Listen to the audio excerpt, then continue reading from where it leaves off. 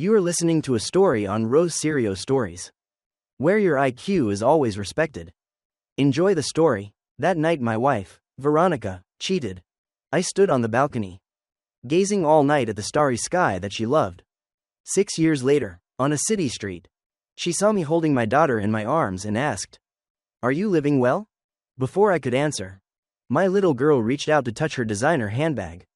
Dad said we shouldn't take other people's things. Isabella stepped out of the flower shop on the corner, clutching a bouquet of baby's breath she had just finished wrapping. That was the type of flower she had stayed up late live streaming to help me sell out when my flower garden business was struggling. "Sophia, Mommy bought you this little clam." She gently handed the item over, her fingertip brushing over the old scar on my wrist. The scar left when I gave her my price that year, which was warmer than all the wounds Veronica had ever left. Veronica stared at our touching hands, finally recalling the last words I had said at the scene of her affair back then. "The freedom you want, I understand. But from now on, I will only be for the deserving person." The day Veronica confessed to me, it was because she discovered she was pregnant. The ultrasound showed an 8-week-old fetus. But I had just returned from a business trip that lasted over 3 months. The baby was clearly not mine. Veronica sat on the sofa, calmly and coldly informing me she had been cheating for half a year. She was now pregnant. She wanted to keep the baby and give her lover a proper title. Naturally, this meant divorcing me. I initially suspected I had misheard. But before I could even ask, Veronica looked me straight in the eye, without emotion. "You didn't mishear." Looking at the woman I had loved for 5 years, my heart felt like it was being pricked by needles, sharp vines wrapping tightly around it. And I was nearly unable to stand firm. I had never thought my marriage would fall into this situation. Veronica was very beautiful, but her personality was cold and distant. In school, she was famous as a high and mighty goddess, with no shortage of admirers. Only I persevered for 2 years before winning her over. I truly loved her very much. After all those years together, even though she never said it, she had implicitly gotten used to my presence. We registered our marriage after graduating from university. 3 years of dating, 2 years of marriage, only 5 years in total. And she was already tired. I could not accept the truth, and even awkwardly tried to find an excuse to defend her. I wanted to say that I could not leave her, and even less accept divorce. But before the words could come out, looking at Veronica's cold face, I suddenly paused to ask myself, this person who betrayed me, even if she agreed to come back and continue our life together, did I still want her? Of course, I didn't want to. I believe in steadfast and loyal love, and especially so for marriage. After many years of living together, Veronica knew how much I loved her, perhaps afraid that I would cling to her. After telling me about the divorce, she made a phone call, grabbed her keys, and left the house, without sparing me a single glance. She only returned the next morning. I stood on the balcony, taking in the wind all night, thinking all night, still unable to understand why she cheated. Veronica's family was much wealthier than mine. She was the only daughter in the family. And after I graduated, she took over her family's declining business. Because of this, for the past 2 years, she has barely had any time to rest. Working during the day, socializing at night, had become a habit. I could not understand, being so busy, how she still had time to cheat. When Veronica returned, she stood at the door looking at me. Or rather, looking at the pile of cigarette butts at my feet. Her expression was unchanged, and she did not feel my despair at all. We looked at each other across the living room. Her glamour and my devastated appearance created a stark contrast. I don't know how long passed before I heard her say, "Have you thought it through? Have you thought it through?" Recalling our 5 years together, we occasionally argued, but no matter whose fault it was, I was always the first one to back down. She had never bowed her head, not even once. My one-sided enthusiasm had now become self-degradation. I stamped out the cigarette on the ground, ignored the numbness in my leg bones, and looked up to ask, "Why did you cheat?" 7 years of acquaintance, 5 years together. Last night, I imagined every possible reason for divorce. and could forgive any reason, as long as it wasn't cheating. But she chose to cheat. Veronica calmly avoided my gaze, a look of impatience appearing between her brows. There's no reason. Our fate has run its course. Can we part ways peacefully? A single sentence. Our fate has run its course. Let's part ways peacefully. Completely shattered my heart. I struggled to force a smile. We're getting a divorce. Perhaps because I agreed too easily. Unlike my previous, simp, image. Veronica looked at me in surprise for a moment. Her lips moving, but ultimately she said nothing. Thanks to my agreement, the divorce process went smoothly. Without informing either set of parents, we rushed to complete the divorce procedures. As quickly as when we obtained our marriage certificate. Veronica was the at-fault party, and compensated me with a large sum of money, even leaving the house we bought together to me. 2 years of marriage. Her luggage took only half a day to pack. I watched her carry her luggage to the car and drive away, without looking back. 5 years, even raising a dog, would create some affection, right? When Veronica was heartless, she was truly cruel. It was precisely because of this that I suddenly wanted to see who the man she cheated with was, and how good he was, to make Veronica do the most shameful thing in her life. In the end, I restrained myself from checking. We were divorced. Not disturbing each other anymore was the best respect for the feelings we once shared. The second day after the divorce, I received a messenger text message from Veronica's cousin. She asked me about the guy who went home with her cousin. The question was followed by 3 laughing with hand over mouth emojis. I stared at the message for a long time, and finally answered calmly. You should ask your cousin that question, Luna. After replying, I also blocked Luna on Messenger. Luna never liked me, and sending this message was clearly intended to upset me. I could not let her have her way. People came and went on the long street. I stood amidst the crowd, and suddenly couldn't find my way home. That's when I realized, maybe I should leave this city. The next day, I submitted my resignation. I came to this city for Veronica, and today I am leaving because of her. Thinking back, half of my short youth was almost entirely centered around Veronica. It's no wonder she would feel bored and disgusted. After quitting my job, I stayed home to rest for a month before selling the house, preparing to start a new life.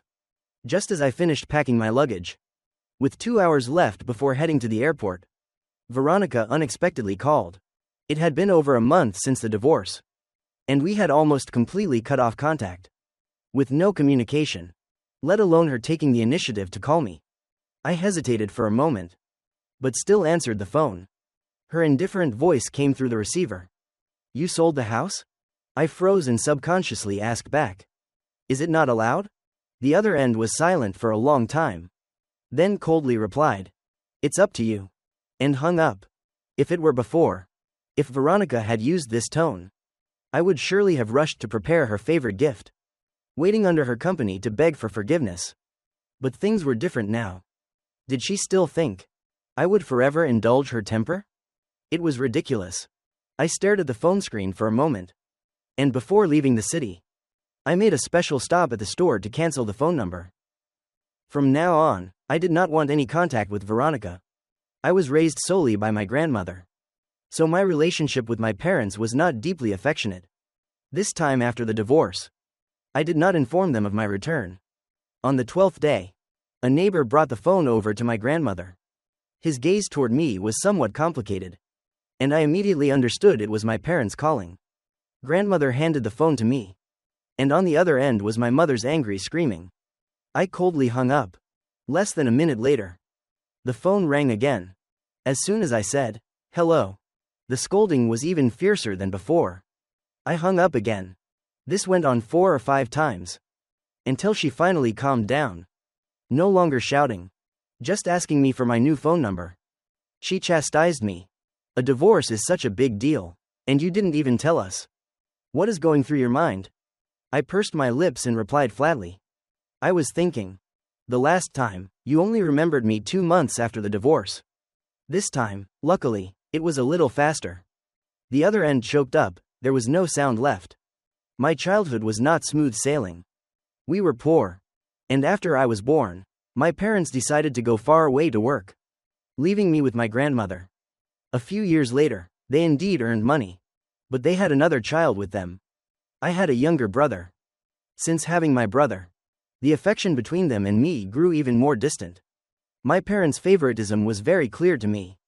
Their gaze toward me was unusually complex, forcing me to explain that I had done nothing wrong. But I still clearly remember the feeling of helplessness that year. My mother waved her hand dismissively. "All right, I believe it wasn't you." But immediately after, she whispered to my father, "How did this child get taught like this by his grandmother?" My father remained silent, tacitly agreeing. Afterward, they bought more toys, but all were locked in the storage room. Only the three of them held the key. I was originally allergic to seafood. Grandmother remembered this best. There was never seafood on the dining table. Before I went to live with my parents, grandmother even warned my mother not to let me eat it. My mother nodded in agreement. However, on the third day of being home, I had to go to the hospital because of a bowl of seafood porridge. In the emergency room, I could barely breathe, hearing through a door my parents arguing loudly. My mother said, "How was I supposed to know he was allergic to seafood?" My father helplessly replied, "Didn't grandma already tell you?" My mother argued. "She said so many things. How can I remember them all? He's grown up, doesn't he know what he can eat and what he can't? I think he was just greedy." Then she used the excuse, "My brother wanted to eat it. So wouldn't it be unfair if I didn't eat it too?" Now they are angry. Likely also because Veronica and I are divorced, and they no longer have a way to benefit from me. After all, Veronica was richer than I was. Otherwise, why would they remember to call me? Sure enough, that evening they rushed back. Following them was my college-aged younger brother. Our eyes met, and his were full of schadenfreude. Before he could open his mouth, my mother ignored my grandmother's delighted welcome, coldly glanced at me, and without sitting down, snapped, "Daniel, you think you're very tough, don't you? Such a big deal like divorce, and you didn't even tell your parents?" Grandmother was shocked when she heard this, glanced at me, then looked at them, her lips moving several times, but she couldn't utter a word. As for me, my heart was already cold. I just silently looked at the half-burned cigarette between my fingers. My mother saw this and exploded even more. "Is this the attitude you have towards your birth mother? You truly have no manners. No wonder your marriage failed." Seeing my mother becoming increasingly outrageous, my father quickly pulled her hand, rebuking her. "Your mother is too upset and spoke foolishly. How can you say that to our son?" My mother knew she had slipped up, but her pride wouldn't allow her to apologize. She just let out a cold snort and turned her face away. My father also looked at me awkwardly, not saying another word. That expression was like they wanted me to go and apologize to my mother. But clearly, I was the one being scolded, so why should I apologize? Must children always owe their parents? Grandmother brought tea and quietly said to my parents, "If there's anything, just talk to the boys slowly." I extinguished the cigarette butt under my foot, turned to look at my father, and asked, "How did you know I got divorced?" Father forced a smile. "Veronica called us. She said she couldn't contact you lately and was a little worried." The corner of my mouth slightly curved. I only felt amused. She was the one who cheated. She was the one who was pregnant with another man's child. She was the first one to suggest divorce. She was the one who said, "Our fate has run its course. Let's part ways peacefully." I did not linger. Once divorced, all ties must be cleanly severed. Why was she still contacting me? Mother was still sitting there, rambling about how great Veronica was, then using that to criticize my bad temper, and saying that Veronica enduring me was a great fortune for me. If I were truly sober, I wouldn't be sitting here listening to her nonsense for so long. Perhaps there was still a sliver of distant hope left in my heart. No matter how harshly my mother spoke, Veronica and I were divorced, and that was that. There was no turning back. That night, the cold wind blew constantly, but not a single word of comfort came to me. I suddenly realized, life is still very long. Why waste it on someone who doesn't love you? In the end, my mother was still not resigned. She said, "Veronica's company is soaring like a kite in the wind. The future prospects are boundless. You absolutely cannot easily let go of her. Even if you are divorced, you must at least get 5 to 10% of her family's company shares. I rubbed the space between my eyebrows, cutting her off.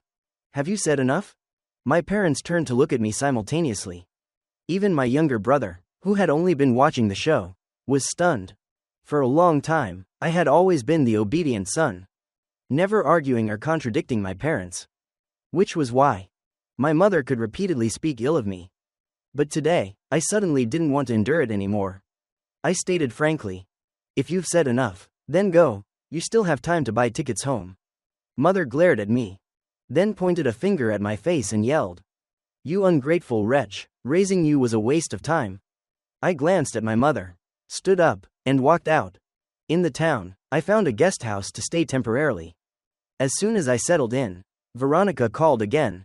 I don't know how she got my new number. Looking at the familiar 11-digit number, I hesitated for a moment and didn't answer. But Veronica was not discouraged. Calling a second, a third time. After the divorce, her patience with me, on the contrary, seemed greater than before. I finally answered on the 7th call. The other end was silent. Only her steady breathing could be heard. I also remained silent, staring intently at the call timer, counting every second. When the number reached the 2-minute mark, I spoke. Our fate has run its course. Let's part ways peacefully. Those words came from your own mouth. I don't have a habit of dragging things out with my ex-wife. Veronica, don't look for me again for any reason. The other end was still silent. I didn't wait for an answer. Decisively hung up, and added her number to the block list. When we were married, she never treated me kindly. Now that we are divorced, contacting me repeatedly like this. Could it be that she's unaccustomed to losing a dedicated admirer like me? Maybe that's right.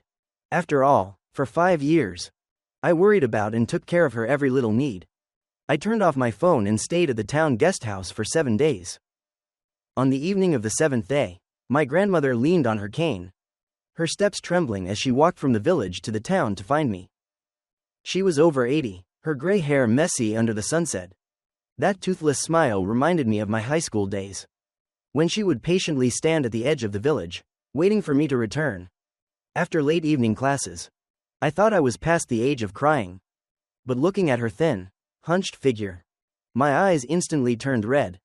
Once I got home, I turned on my phone. Sure enough, my parents had sent a bunch of accusatory messages, saying I was unfilial and unreasonable. I was too lazy to even read them. Veronica also texted from an unfamiliar number, the gist of it saying she wanted to confirm I was safe, since we were once husband and wife, and that she wouldn't contact me again. Wishing both of us peace and stability. Peace? Honestly, I cannot offer blessings to someone who betrayed a marriage. Wishing her stability, I cannot do that. But the 7-figure balance in my account gave me enough courage. I want to travel across mountains, rivers, lakes, and seas, watching the sun rise and then set.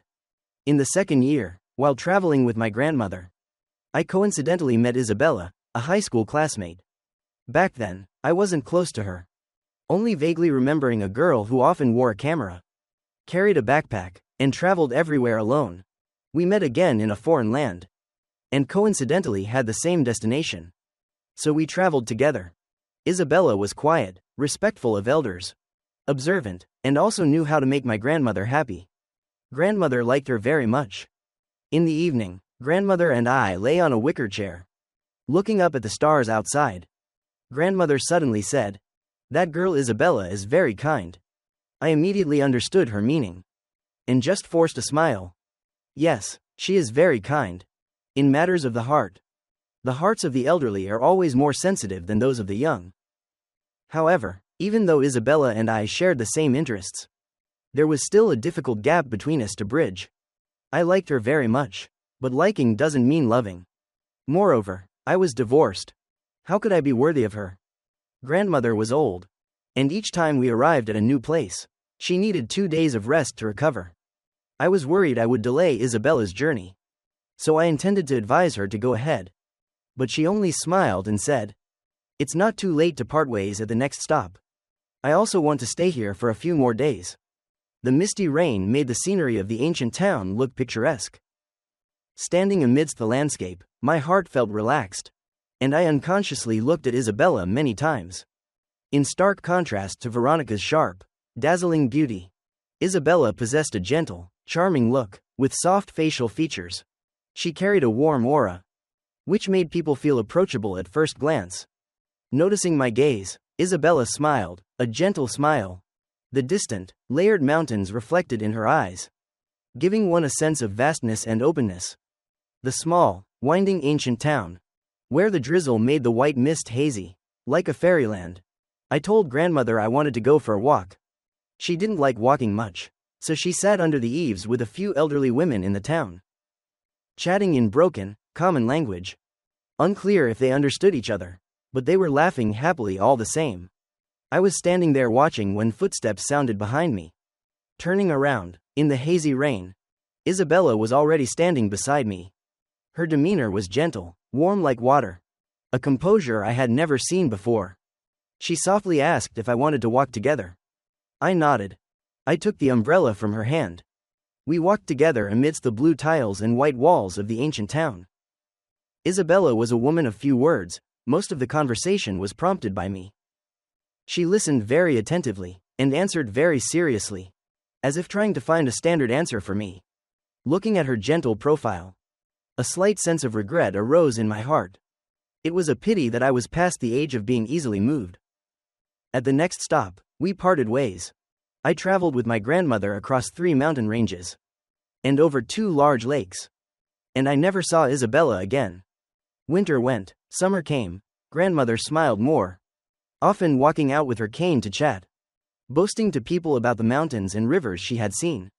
Although her vocabulary was limited, everyone admired her. I started making new plans for my life. I had studied construction, but I often piggybacked on agricultural courses. I had land in my hometown, so I rented a few acres to plant flowers.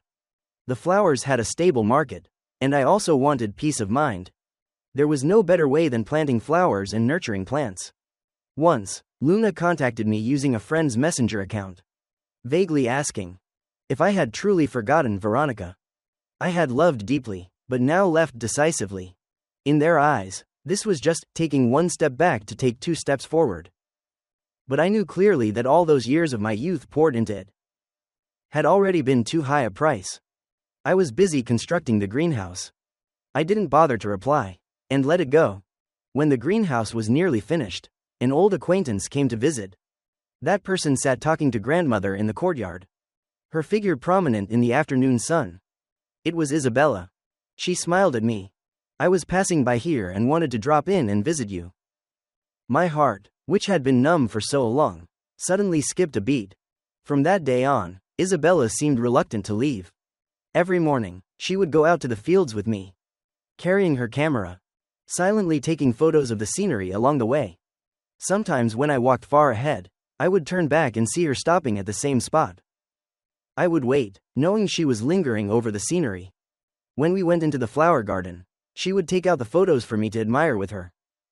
Unconsciously, I realized the distance between us had grown intimate. A brief glance at each other, and we would both quickly look away. I noticed a faint blush on Isabella's cheeks. It was then that I suddenly realized something was unusual.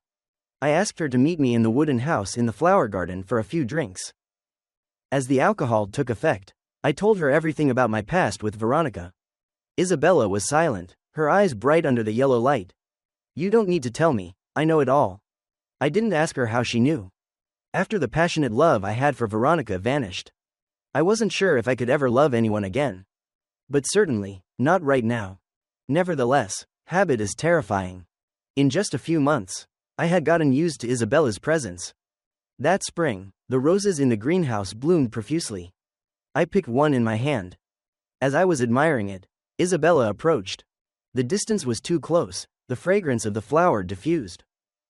But her presence was sweeter than any rose. For some unknown reason, I suddenly offered her the rose. Do you like roses? Isabella paused slightly, looked down at the rose, then looked up at me again, her eyes shining with vague affection. She gave a soft smile. I do. Did she like roses, or did she like me? I looked at her, lost in thought, forgetting to ask anything further. I only know that in that moment, 10,000 blooming flowers could not compare to the gentle tenderness in her eyes. I am not someone who doesn't know how to love. Once I had confirmed my feelings. On the last day of March that year, I formally confessed my feelings to Isabella. She showed no surprise, not even a hint of shyness, but frankly accepted my affection. After we got together, the way we lived remained unchanged. More than half a year later, Isabella's gentle nature was still the same as the day we first met.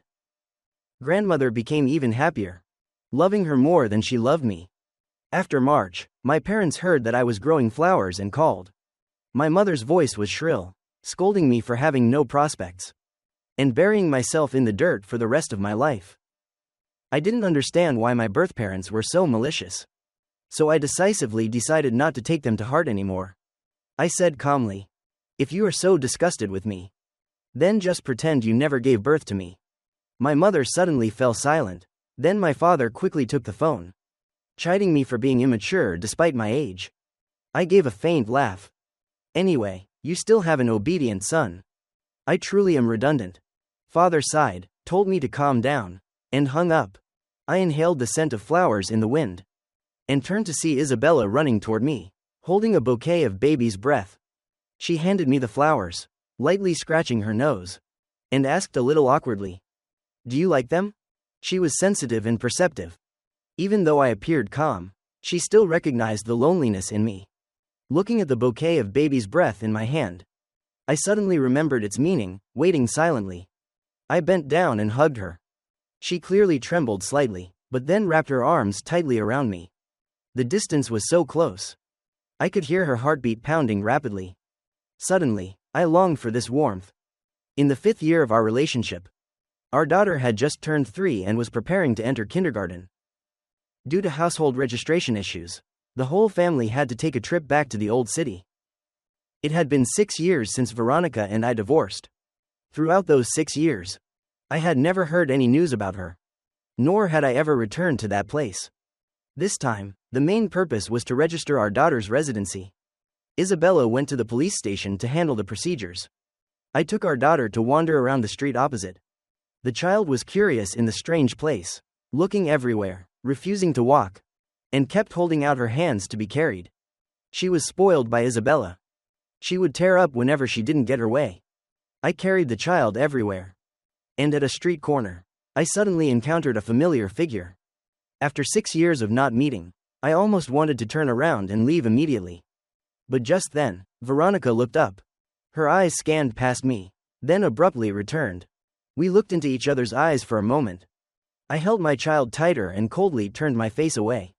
Familiar yet distant, that's all it was. Out of the corner of my eye, I saw her freeze, then quickly walk toward me. I didn't want any involvement, so I turned and walked away. "Daniel." The call from behind made me frown, forcing me to stop. Veronica walked over, staring blankly at me, then stunned as she looked at the daughter in my arms. With an expression of disbelief, she asked, "Is this your daughter?" Under that pressure-filled gaze, I nodded, even smiling. "Yes, my daughter, she just turned 3. The indifference on Veronica's face shattered. Her gaze toward me was complex, mixed with a sense of betrayal. I understood her too well. Even after 6 years apart, I immediately guessed the meaning of that look. In her heart, she probably still thought I would love her forever. That even though she betrayed and left me, I would still wait. But the truth was not so. Perhaps sensing danger, my daughter tightened her grip around my neck, snuggling into my shoulder, and softly called, "Daddy." I gently patted her back, and looked up at Veronica. 6 years later, she was still the same, beautiful, but no longer the high and mighty goddess of the past. She carried a mature, calm beauty, the beauty of time past. We didn't exchange the words, "Long time no see," nor was there any resentment. All my affection and hatred had faded with the years. Veronica looked back at my daughter. Her eyes complicated, hesitant, and hard to read. Just as she was about to speak, a gentle voice rang out from behind. "Daniel." My daughter immediately lifted her head and cheered. "Mommy." Then she reached out her hands toward Isabella, who was walking toward us from the end of the alley.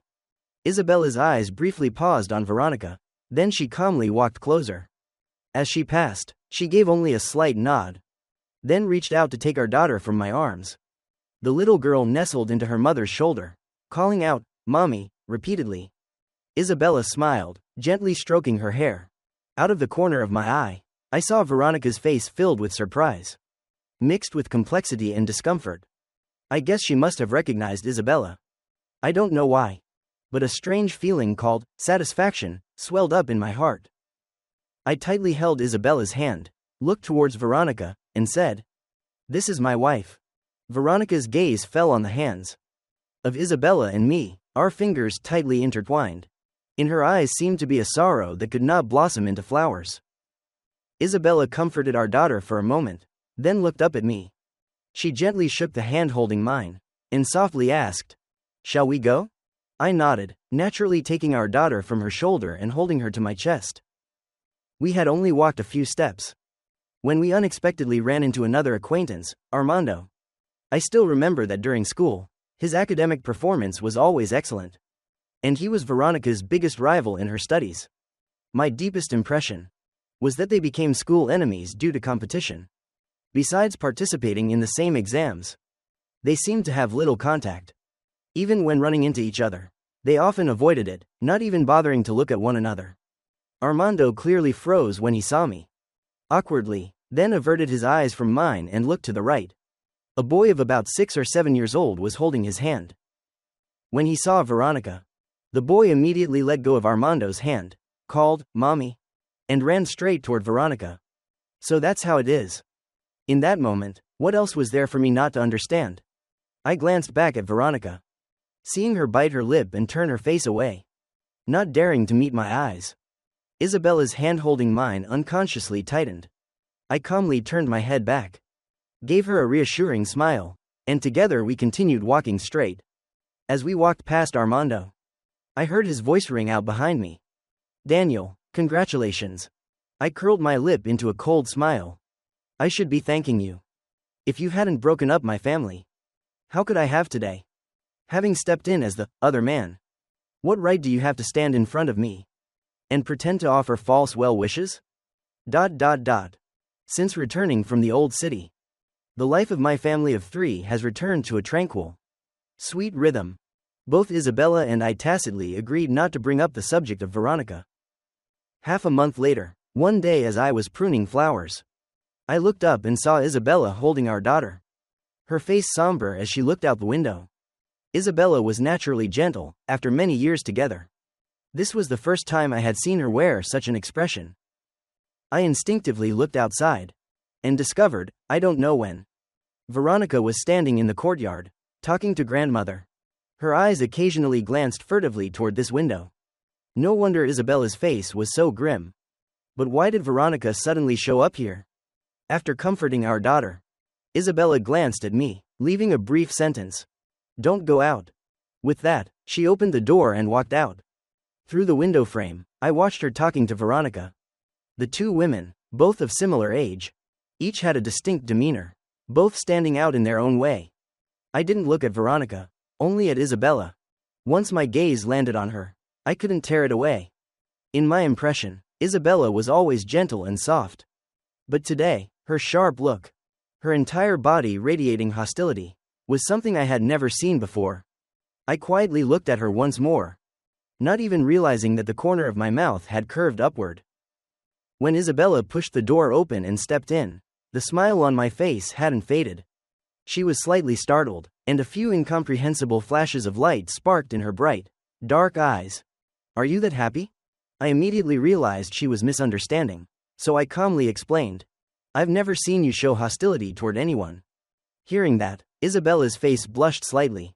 She picked up our daughter, who was playing with building blocks, rested the child on her shoulder, then leaned close to my ear, her voice mixed with a hint of helplessness. "Go out and clarify things with her. But don't be harsh." I stepped out into the courtyard, stood under the grape trellis, and faced Veronica. It had only been half a month since we last met, but she looked much more haggard. Perhaps she came in a hurry, there were still wrinkles on her clothes. A stark contrast to the neat, meticulous image in my memory. She silently looked at me, without saying a word, The stifling atmosphere made grandmother stand up with her cane, saying a few words about, "It's a bit stuffy in the courtyard. I'm going for a walk," and slowly left.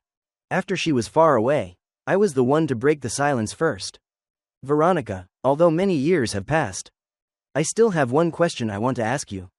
A strange glint flashed in her eyes, as if she thought I wanted to ask, "Did you ever love me?" How shallow, Veronica. She cleared her throat softly, her voice hoarse and unmistakable. I gave a faint smile, slowly looked up, took a step closer, and lowered my voice to ask, "Did cheating taste good?" Veronica froze in place, her face crumbling bit by bit. The exquisite makeup could not conceal her horror and confusion. A feeling of exhilaration rose in my chest. I saw her knuckles, tightly gripping the grape trellis, turn pale. Finally, she uttered a long-delayed apology.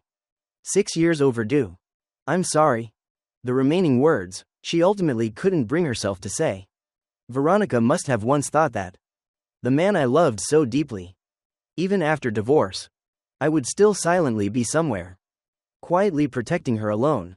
But Veronica, in this world, no one is inherently indebted to anyone else. You're over 30.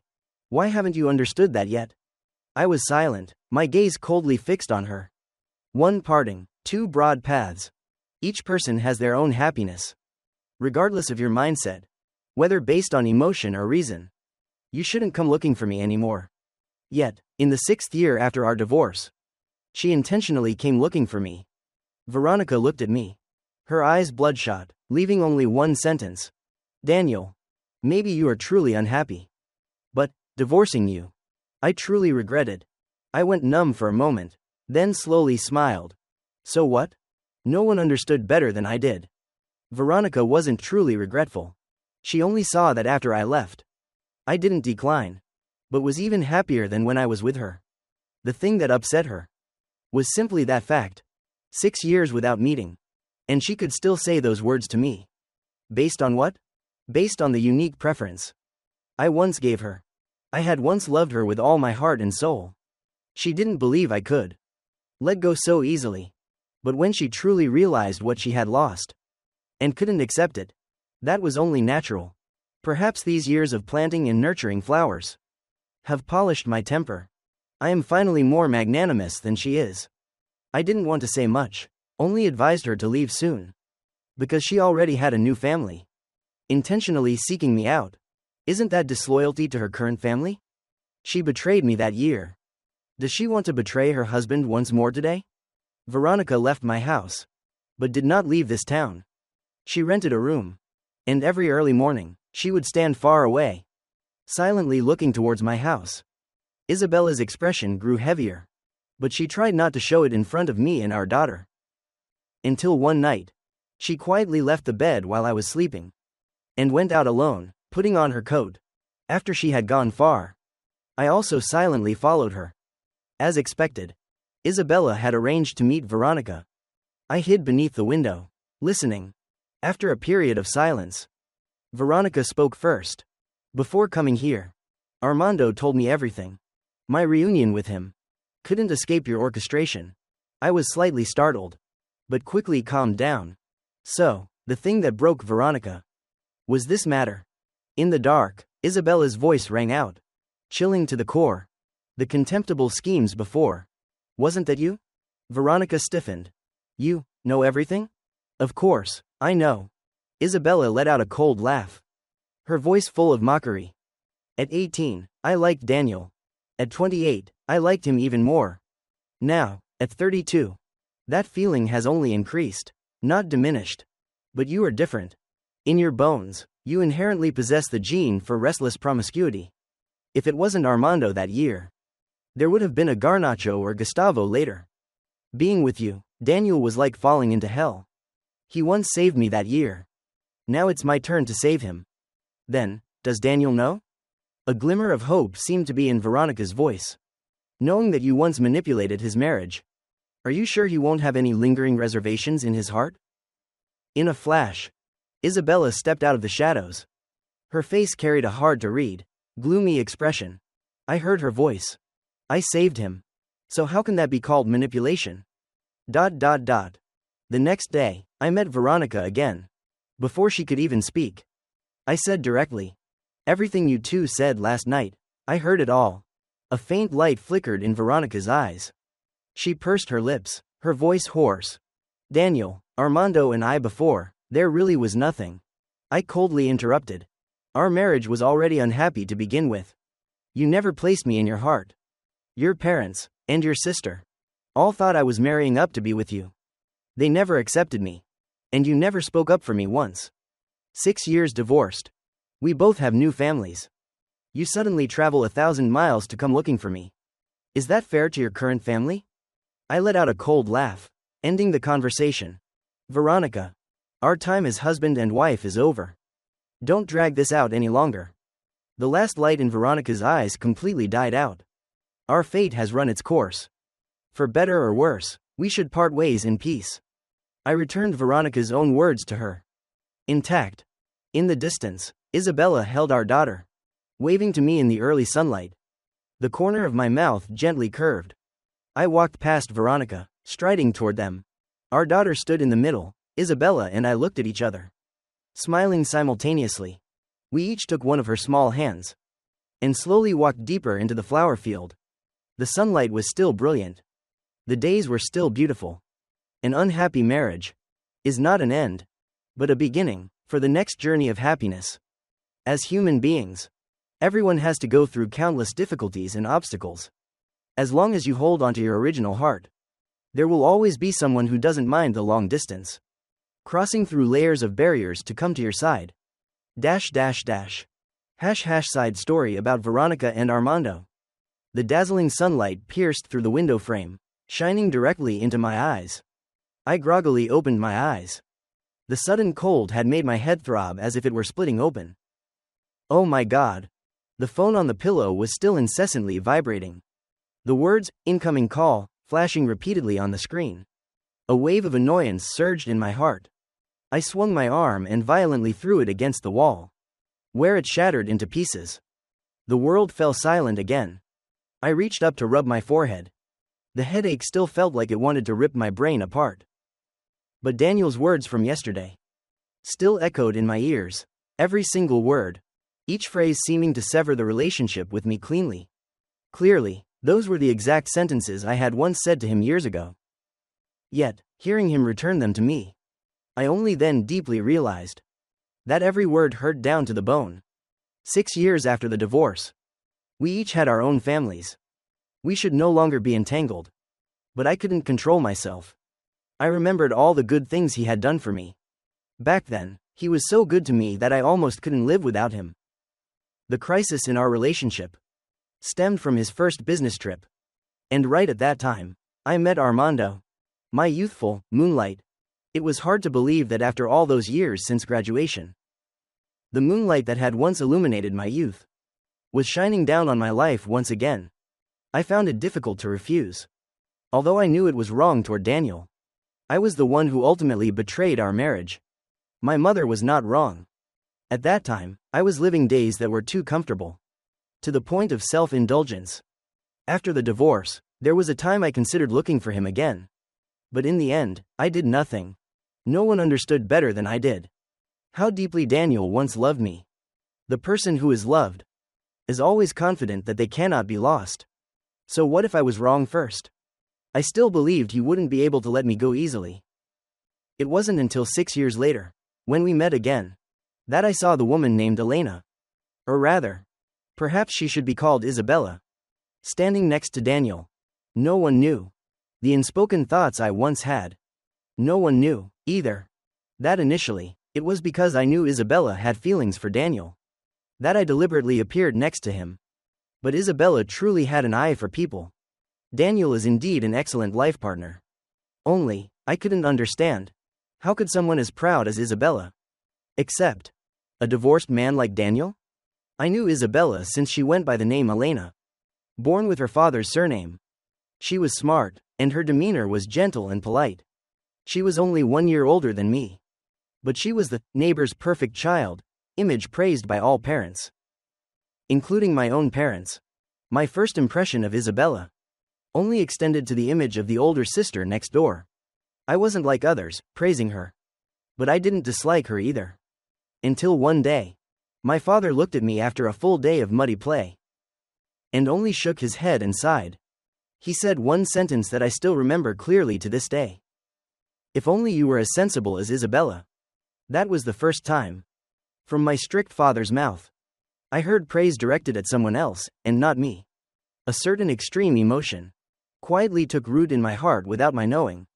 From when my mother praised Isabella's achievements, to when my cousin said, "Isabella is so good, even better than my own daughter." That feeling grew uncontrollably. I started paying attention to Isabella's every action. I discovered her life was very simple. Besides studying, she only cared for flowers and cats.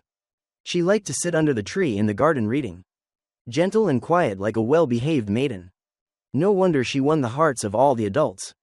I curbed my mischievousness, intentionally or subconsciously mimicking Isabella. Learning her way of behaving, even her style of dress.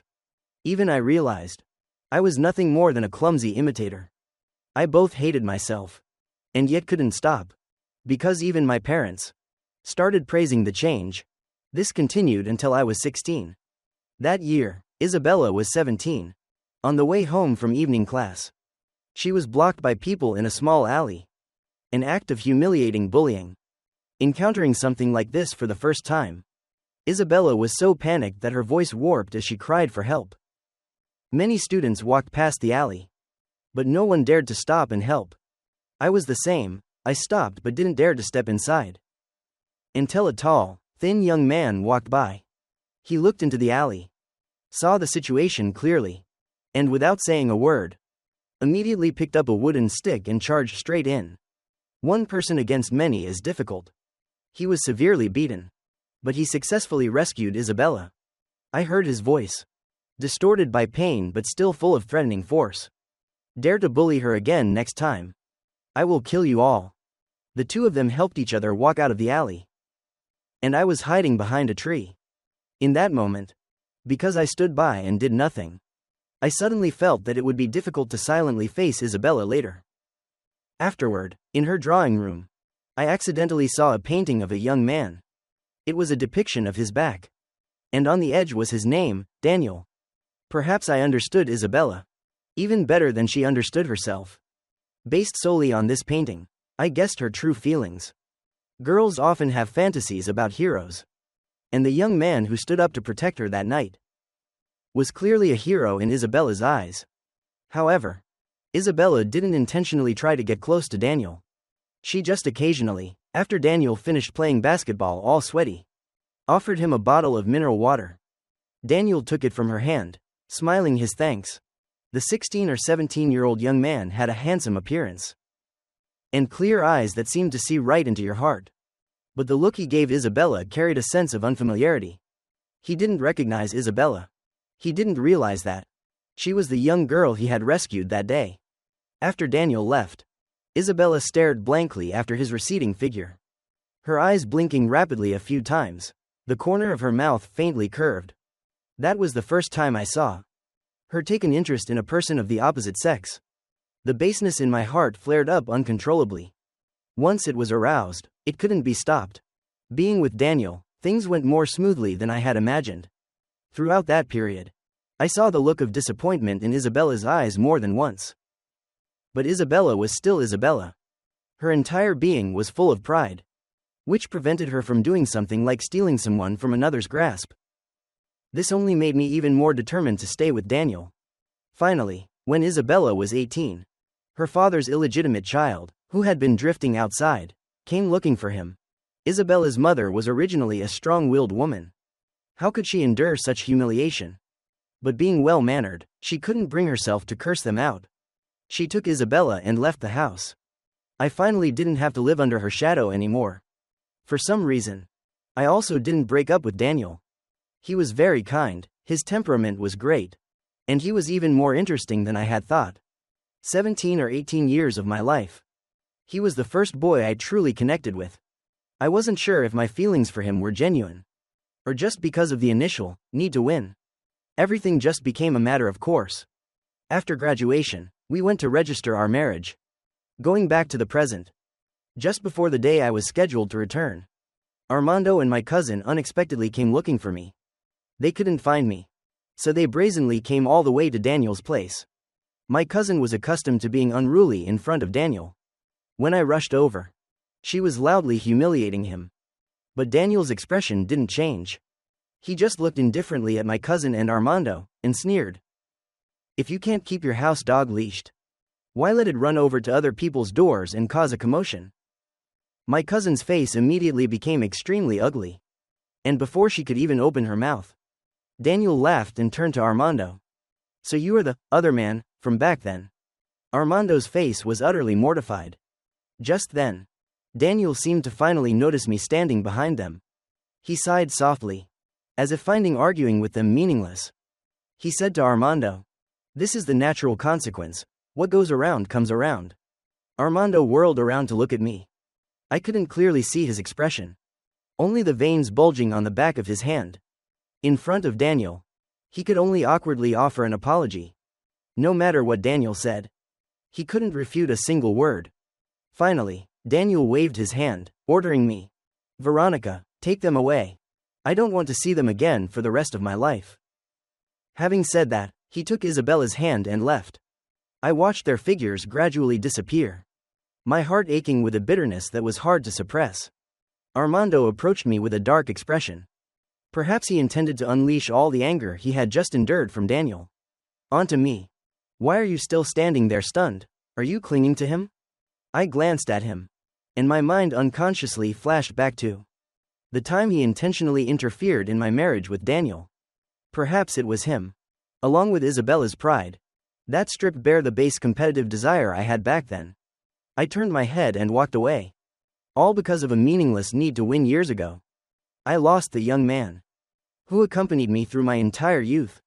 In this lifetime, I ultimately still lost at the hands of Isabella, the person Daniel loved the most.